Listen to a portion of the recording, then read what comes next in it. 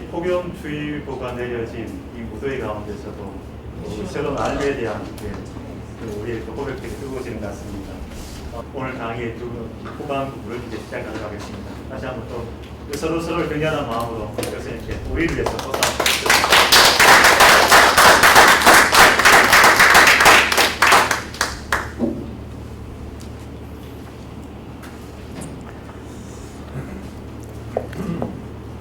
전도서를 비롯해서 이 지혜문학에 대해서는 제가 쓴 책은 시편은 뭐 따로 있고, 그 다음에 시편과 그 다음에 지혜서를 합해서 쓴 조그마한 책이 장로교 출판사에서 그렇게 했는데, 최근에는 제가 이 구약성경 욥기 전도서 시편 이 책을 계명대학교에서 출판을 했습니다. 원래 이것은 1학년들을 위한 교양 총서로 그렇게 출판을 했는데, 그러나 저는 이걸 쓰면서 아예 내용을 주석하는 식으로 좀 썼거든요. 그래서 혹시 관심 있으신 분들은 읽어보시면 도움이 될 겁니다. 지금 현재 유인물에 나와 있는 내용이 이 책에서 쓴 것하고 거의 비슷합니다. 그렇게 되어 있습니다. 전부 다 번역을 다시 했는데, 번역 내용은 여기에 너무 페이지 수가 많아서 제가 실지를 못했습니다. 교수님, 헬라에 있으면 데살로니가전서 5장에 보면은 육과 홍과 영을 할 때 그렇죠. 소마, 예. 푸시케, 예. 근유마 예. 이렇게 분명히 홍과 영에 대한 부분이 있고, 그렇죠. 예. 그 히브리어에서는 뭐 와흐나, 뭐 페시나 이런 어떤 단어를 통해서 그런 어떤 차이점, 어떤 해석상의 차이점을 예. 할 수 있는 예. 예. 히브리어에서 영이라고 이야기할 때 루아흐라는 단어를 사용합니다. 기본적으로 바람이라는 뜻의 단어인데, 그것이 스피릿, 영이라고 번역을 할 수 있는 그 단어입니다. 그 다음에 육체가 됨이라 할 때는 또 다른 단어가 나옵니다. 그래서 혼과 영과 육체를 다르게 이야기를 하고, 그 다음에 마음이라고 이야기할 때는 뭐 네브라든가 이런 또 다른 단어가 있습니다. 우리가 신약에서 헬라의 사고방식에서 이야기하는 그 세 가지, 영과 혼과 육, 이렇게 나누어지지는 않지만 히브리어 단어에서도 역시 영과 육체의 그 구분은 이렇게 하고 있는 것을 알 수 있습니다. 다시 3장 4장을 이렇게 우리가 보면은, 우리에게 있어서는 똑같이 동물과 마찬가지로 죽는다는 시간에 그 한계가 있고, 또 그런 우리의 그 모습을 이야기를 할 수밖에 없고, 자연과 비슷하다는 그런 이야기를 하고 있습니다. 그러면서 또한 무슨 이야기를 하느냐 하면은, 4장에 들어가 보면은 3장에 벌써 22절에 가면 결론을 좀 내고 있습니다. 그러므로 나는 사람이 자기 일에 즐거워하는 것보다 더 나은 것이 없음을 보았다. 앞에서 인간의 한계를, 시간적인 한계를 이야기를 하고, 거기에서 나온 결론이 뭐냐? 자기 일에 즐거워하는 것보다 더 나은 것이 없다. 요즘 직장을 얻기가 참 힘들죠. 그래서 내가 내 적성에 맞는지, 내가 좋아하는지 그거 따지기보다는 우선 취직이 되는지, 그게 더 급해서 무조건 취직하고 이렇게 하는 경우가 많습니다. 대부분 그렇게 많이 취직을 하게 됩니다. 그러나 가만히 생각해 보면은 정말 한평생 일을 하는 데 있어서 내가 싫어하는 일을 갖다가 한평생 해야 된다니, 그렇게 생각하면 정말 암울하죠. 정말 내가 하고 싶은 일, 내가 즐거워하는 일, 그 일을 한평생 하면 얼마나 행복하겠습니까? 그래서 우리가 준비를 하는 거죠. 좀 더 내가 좋아하고 내가 행복해하는 일을 하기 위해서 준비를 하고, 또 어쩔 수 없이 내가 그 직장에 들어갈 수밖에 없다면 그 직장에서 정말 이 일이 나에게 있어서 정말 즐거운 일이라는 것을 그렇게 생각하게끔 그 일을 만들어 나가는 그런 어떤 노력도 우리에게는 필요하다고 봅니다. 왜냐? 우리는 시간적인 한계 속에서 살 수밖에 없기 때문에, 우리에게 주어진 시간이 딱 정해져 있기 때문에. 분명히 태어나면 죽는다는 사실을 우리가 알고 있기 때문에 그 시간은 적어도 우리가 누릴 수가 있어야죠. 즐거워하고 행복하게 지낼 수 있어야 되죠. 우리 모두에게 있어서는 우리 헌법에서 보장하는 것과 마찬가지로 행복 추구권이 있잖아요. 하나님도 우리가 행복하기를 바라시는 겁니다. 그 다음에 이 4장을 이렇게 가보면은 이 전도자의 눈에는 까닭없이 압제당하고 학대받는 사람들이 눈에 보이는 것입니다. 4장 1절에는 이렇게 되어 있습니다. 보라, 압제받는 자들이 눈물을 흘려도 그들에게 위로자가 없구나. 그러면서 2절에 그러므로 나는 아직 살아있는 산 자들보다 이미 죽은 그 죽은 자들을 더 낫다고 했다. 이 둘보다도 아직 출생하지 아니하여 해 아래서 행하는 악한 것을 보지 못한 자가 더 낫다고 하였다. 이거 무슨 말입니까? 사는 것보다 차라리 죽는 게 안 낫나? 이런 이야기를 지금 하고 있죠. 이거 뭐 자살하고 싶다고 하는 이야기입니까? 이런 표현은 에레미야도 했어요. 심지어 모세도 했어요. 그 표현은 뭡니까? 직설적인 표현이 아니고 탄식입니다. 너무너무 힘들다는 그 이야기를 이런 식으로 표현하는 탄식이에요. 그만큼 힘들다는 거죠. 산다는 것이 얼마나 괴롭고 힘들고 이 무거운 짐을 지고 있는 것이냐 하는 것에 대해서 토로하고 거기에 대해서 탄식하는 그 이야기입니다. 억울한 일을 당하고 압제받는 사람을 어떻게 구해줄 수는 없고 같이 공감하면서 같이 눈물을 흘려주고 같이 아파하는 그 마음을 이렇게 표현하는 것입니다. 그 다음 5장 10절부터 6장 9절에 가보도록 하겠습니다. 거기는 재물과 장수, 건강이 행복을 보장하는가 하는 그런 내용으로 되어 있습니다. 우리가 추구하는 것이 참 부자가 된다는 것, 부자 되세요 하는 그 말 있듯이 부자가 되고 싶죠. 그러나 여기는 과연 부자가 행복한가 하는 그것에 대해서 이야기를 하고 있습니다. 이 부분에 대해서 한번 읽어보도록 하겠습니다. 10절에 이렇게 시작을 합니다. 돈을 사랑하는 자는 돈으로 만족하지 못하고 풍요를 사랑하는 자는 소득으로 만족하지 못하니 이것도 더 덥다. 재산이 많아지면 먹는 자들도 많아지니 그 소유주들은 눈으로 보는 것 외에 무엇이 유익한가? 노동자는 적게 먹든 많이 먹든 잠을 달게 잔다. 그러나 부자의 배부름은 그를 자도록 내버려 두지 않는다. 13절은 심지어 이렇게 이야기를 하고 있습니다. 해 아래에서 심히 악이 되는 일이 있는 것을 내가 보았다. 곧 소유주가 지킨 재물이 그에게 악이 된다는 것이다. 대부분의 그 부모들이 노력하는 것이 뭡니까? 내가 열심히 일해서 가난을 되물하지는 말아야 되지. 우리 아이들은 그래도 좀 더 여유 있게 살아야지 하면서 열심히 일합니다. 그런데 14절에 뭐라고 되어 있습니까? 부자가 재난을 당해 망하니 비록 아들은 낳았으나 그의 손에는 아무것도 없다. 그것도 계획대로 되지 않은 경우가 많이 있다는 그런 이야기입니다. 여기서 전도자는 재물이 행복을 보장하는가? 오히려 더 고민스럽고 번잡스럽고 오히려 짐이 되는 그런 경우가 되지 않는가? 라고 지금 질문을 합니다. 여러분 동의하십니까? 부자 되기 싫으세요? 그럼에도 불구하고 부자가 되고 싶죠. 예. 그래도 이런 질문을 할 수밖에 없는 것은 부자들이 다 행복하지 않다는 사실을, 부자들이 다 행복한 것 같으면 이 세상이 어떻게 되겠어요? 정말 가난한 사람들은 살 곳이 없잖아요. 하지만은 세상은 그렇지 않다는 것을 우리가 잘 보고 있습니다. 오히려 가진 것이 많아서 더 고통을 받는 사람들이 꽤 있어요. 그러면서 18절에는 이렇게 이야기를 합니다.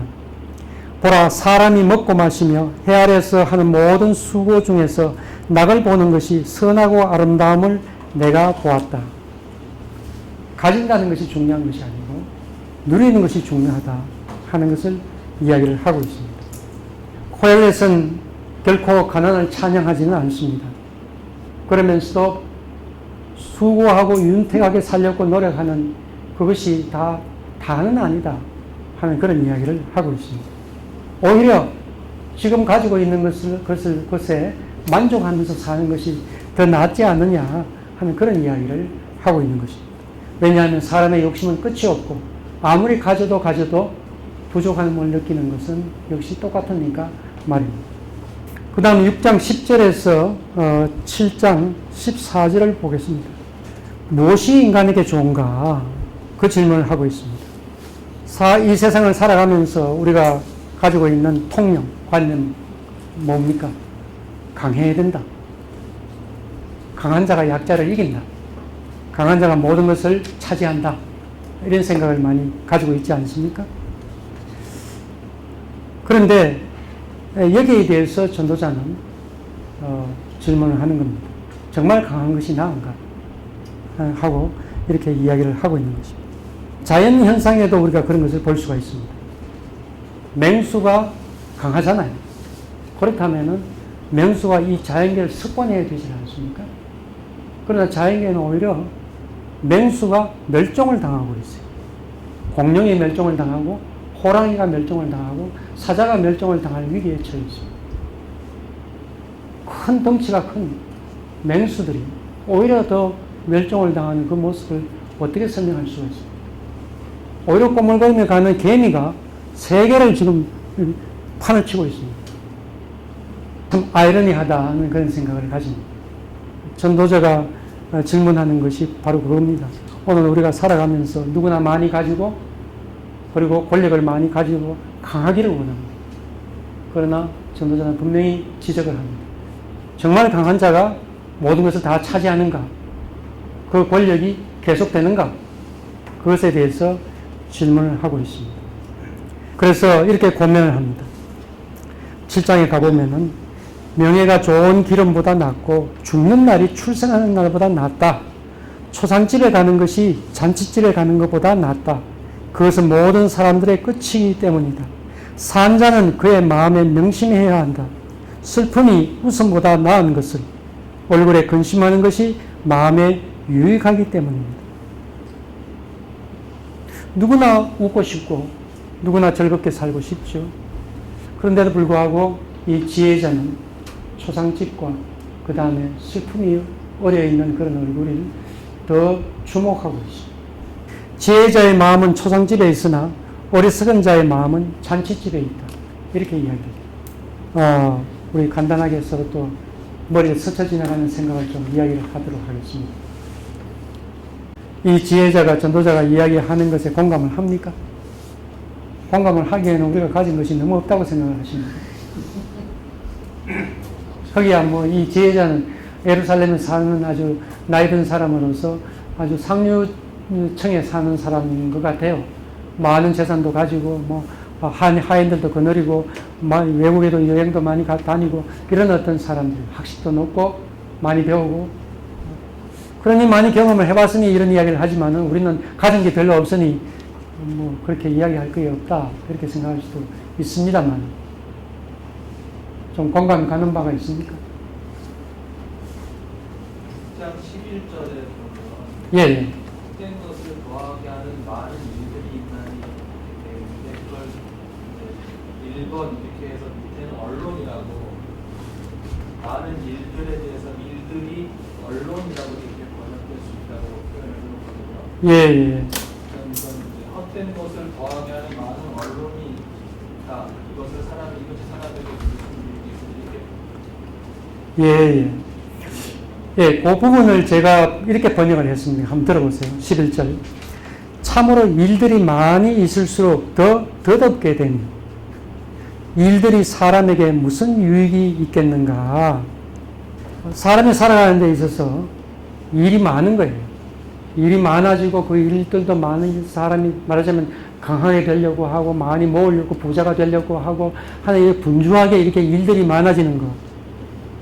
그 일들이 이렇게 많아지는 것이 전도자의 눈에는 그것도 덧없다 이렇게 보는 겁니다. 그것도 해벨이다 이렇게 보는 겁니다. 그 일들이 사람에게 무슨 유익이 있겠는가? 그렇게 열심히 노력하고 그렇게 한들 정말 그 사람이 영원히 누릴 수 있는 건가? 영원히 가질 수 있는 건가? 이런 질문을 하는 겁니다. 참으로 일들이 많이 있을수록 더 더덥게 되니 저는 이렇게 번역을 했습니다. 언론으로는 볼 수 없습니다. 언론으로 보기에는 제가 보기에는 좀 그래요. 맥락을 앞뒤로 이렇게 살펴보면은 그렇게 번역하기보다는 일들이 많아진다 하는 쪽으로 번역하는 것이 더 적합하지 않겠는가 그렇게 좀 보여집니다. 그 재물과 건강과 우리 관계에 대해서 예, 어떤 글을 보니까 기억이 나는 게 7,800선 예. 7,800선까지 이렇게 개인의 소득이 올라가면 행복 지수가 이렇게 올라가는데요. 네, 7,800선에서 넘어가면은 이제 그렇게 올라가는 만큼 예를 들어서 7,800에서 100가 되는 1,400 본다. 그러면 행복 지수가 100가 되는다. 그렇진 않대요. 아, 그 예, 다음에 갔을 예. 때는 그렇게 큰 차이가 없이 이렇게 되어지는 모습, 도표로 본 적이 있었는데, 예, 제가 잘은 모르겠습니다만 여기 있는 많은 분들이 7,800이 아니기 때문에 제 마음에는 조금 있었으면 좋겠다라는 그런 마음은 분명히 있고요. 예, 분명히 있고, 그럼에도 불구하고 이제 있는 것은 뭐냐, 그러니까 기본 생존권에 대한 것들이 주어지지 않았을 때, 그렇죠. 예. 절박감은 예, 정말 이거는 참 개인적으로도 그렇고 누구나 다 경험 살면서 한두 번 해보셨겠습니다만 정말 비참한 거죠. 그렇죠. 그런 예, 가운데 있을 때에 이 재물과 행복에 대한 이것을 할 때 아무것도 아니다 이래버리면 이거 참 듣는 사람으로서는 전혀 설득력 없이 다가설 수가 있으니까. 네, 네, 예, 그래서 참 이 예. 부분에 대해서는 예. 진지하게 좀 더 의심하게 예. 해봐야 되지 않을까. 예, 여기서 재물이라는 것은 기본적인 생활을 하는 그 수준을 이야기하는 게 아닙니다. 그보다 넘어서서 과도하게 부를 가지고 소유하는 것, 그런 이야기를 지금 하고 있는 겁니다. 부에 대한 과도한 욕심, 끝없는 욕심, 예, 그것에 대해서 이야기를 하고 있는 겁니다. 교수님, 다시 제가 좀 질문. 예, 기본적인 그런 생활을 하기 위해서도 사람으로서 욕심이 있거든요. 그렇죠. 욕심이 막 생긴다. 예. 사실 그런 욕심 없이 살아가기가 참 힘든 시대고. 네, 맞습니다. 그러니까 이제 평범하게 보통 살아가는 사람들, 거의 대부분 말씀 앞에 서 있는 대부분의 사람들은 그냥 고만고만하게 살아가는 사람들이라는 것이죠. 그런데 그들에게 선포되는 말씀이지 않습니까? 예, 말씀 앞에 예. 서 있는 사람, 아주 구한 사람들은 그렇게 많이 있지 않습니까? 그렇죠. 예, 그러니까 그들에게 이 말씀을 어떻게 풀어야 될지. 예, 예, 예. 사실 도시 생활이라는 것은요, 돈이 없으면 참 막막합니다. 그렇죠. 이렇게 우리가 자본주의 사회에서 돌아가는 데 있어서 돈이 없다는 사실은 정말 너무나도 절박한 그런 어떤 상황이 될 수밖에 없는 그런 거지. 그러나 한 걸음 뒤로 이렇게 하면, 뒤로 서서 가만히 살펴보면 정말 우리가 굶어 죽는가? 라고 이렇게 질문을 해보면 그건 또 아니다라는 거죠. 어떻게든 살 방도는 이렇게 있다는 거죠. 거기에서 우리가 이야기해 볼 수 있는 것은 무엇이냐 하면 우리가 너무 돈에 너무 의지하지 말고 돈을 하인같이 이렇게 관리할 수 있는 우리 태도가 필요하다는 거죠. 자칫하면은 너무 돈이 절박하기 때문에 돈을 숭배하기가 쉽다는 거죠. 그건 아니다는 그런 거죠.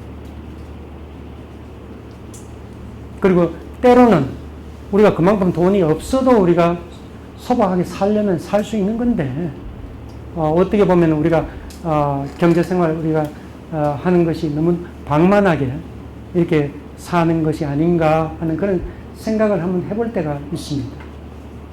사실 도시의 삶보다는 이렇게 농촌에 가서 살면은 돈에 그렇게 의지하지 않고 살 수 있는 어떤 길도 있을 텐데 하는 그런 생각을 해보게 됩니다.